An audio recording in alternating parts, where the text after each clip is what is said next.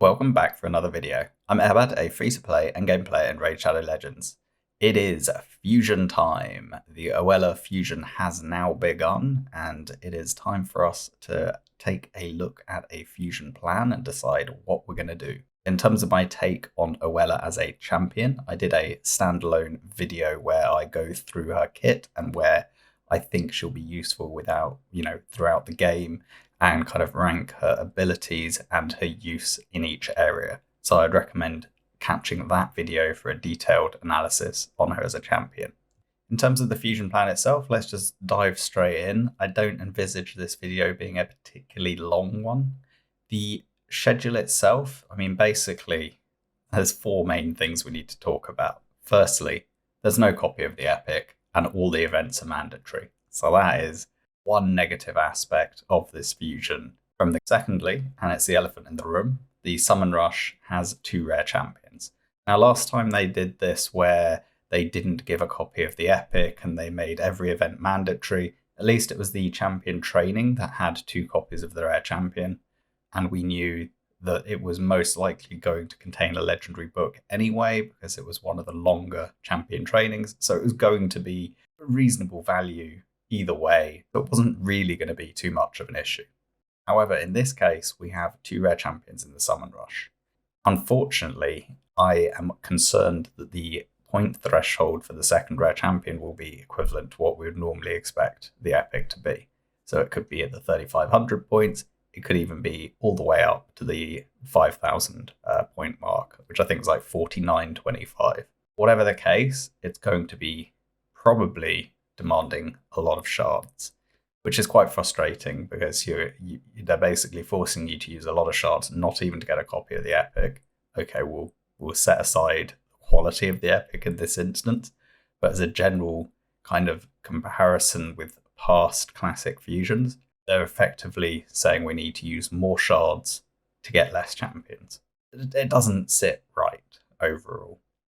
One thing I realised I didn't mention in the actual video as I recorded it, so I'm just going to insert it here, is I think there's a realistic possibility that that Summon Rush could contain a guaranteed champion. So essentially they'll be baiting us into completing the fusion overall by including a guaranteed champion during the Summon Rush to encourage us to get both rares from the Summon Rush itself. If that does pan out, you have been warned. Now, the third aspect, and this is actually another trap. I don't know if you noticed, but on the graphic, I've actually called it a brutal trap, a nightmare trap, and the ultra nightmare trap. Just a little nod on Clan Boss there. Anyway, in the nightmare trap is the 5-day dungeon diver towards the end of this fusion. So even if you've got through the first dungeon diver, which is actually going to demand quite a lot of energy, we've seen these events before. They are generally quite intensive in the amount of energy required. The amount of points we have to get during the period is usually quite a lot more than the amount of energy we would expect to get through daily kind of regeneration and daily quests. So we know we're going to have to expend additional gems or have energy refills coming from some other source to get through Dungeon Divers 1. It also doesn't overlap with Clan v Clan, which is unfortunate from a player's perspective, but probably deliberate from Plarium's. In any case, that 5-day Dungeon Divers at the end, I think, could be the real icing on the cake. So even if you get through the Summon Rush and you do whatever the summoning requirement is, that Dungeon Divers could be quite nasty. Now, the benefit here is on the Sunday, we will know what the Summon Rush is and we'll know what the Dungeon Divers 3 is.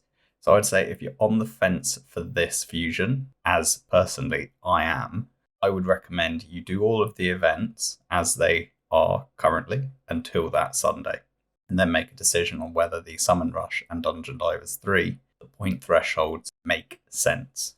And that's precisely what I'm going to be doing. I know I'm going to have to use a little bit of extra energy to get Dungeon Divers 1 done, but other than that, I would say all of the events that are set up are things that I'd be doing anyway. I would do the artifact enhancement irrespective of whether it was in the fusion. The arena will take care of itself. having Fire Knight and Spider overlapping during Clan v Clan is fantastic just for the Clan v Clan itself, so that's really not an issue.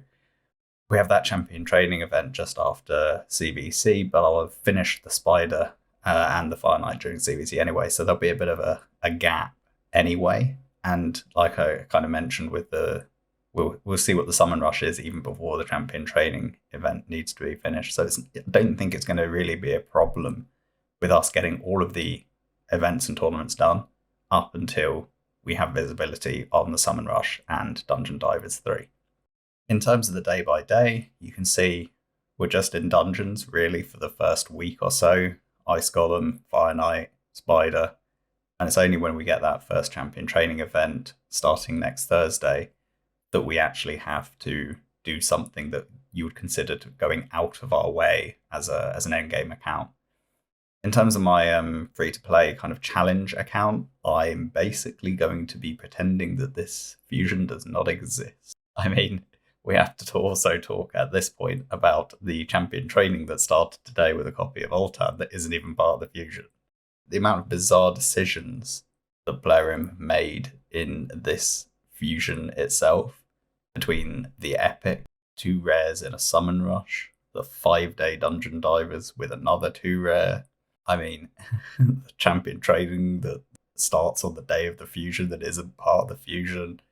There's just so many things. I don't even know where to start, but I don't want this video to be negative, or at least not too negative. So I'd rather it just be a slightly informative video, and hopefully you guys can make your own decisions about what you're going to do. Like I said, from my side, I'm just going to go along with the fusion until we have visibility on the Summon Rush and Dungeon Divers 3. So I won't be pulling any shards during the Summon Rush until the Sunday when DD3 drops. In terms of this weekend, it's 2x Void, so I'd be pulling on my main anyway.